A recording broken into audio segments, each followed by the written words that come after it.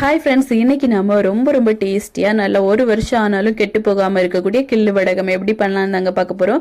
இது வந்து cool recipes, அப்புறமா பழைய சாதம் எல்லாத்துக்குமே ரொம்ப பர்ஃபெக்டா இருக்கும். இதுக்காக ஒரு குக்கர்ல 1 கப் அளவுக்கு பச்சரிசி சேர்த்துட்டு, பச்சரிசி மாவு, இது கூட 4 கப் தண்ணியும் சேர்த்து கொஞ்சமா உப்பு போட்டு பெருங்காயத்தூளும் போட்டிருக்கேன். போட்டுட்டு நல்லா வந்து மிக்ஸ் பண்ணுங்க. கொஞ்ச நேரத்துல இது நல்லா திக்காக ஆரம்பிக்கும். நல்லா திக்கானதுக்கு அப்புறமா நம்ம ஸ்டவ் ஆஃப் பண்ணிடலாம். ஆஃப் பண்ணதுக்கு அப்புறம் இதை வந்து செக் பண்ணி பாருங்க. கையில கொஞ்சமா தண்ணி தொட்டு பாத்தீங்க அப்படின்னா கையில ஒட்டாது. இதுதான் பெர்ஃபெக்ட். இப்ப இதுல நம்ம வந்து கொஞ்சமா சில்லி ஃபிளேக்ஸ், ஜீரகம், அப்புறமா ஓமம் இவ்வளவு போட்டுட்டு கருவேப்பிலையும் கட் பண்ணி போட்டிருக்கேன். இவ்வளவு போட்டு நல்லா மிக்ஸ் பண்ணிட்டு நல்ல வெயில நம்ம காய வைக்கணும். கையில இந்த மாதிரி சின்னதா கிள்ளி வைங்க.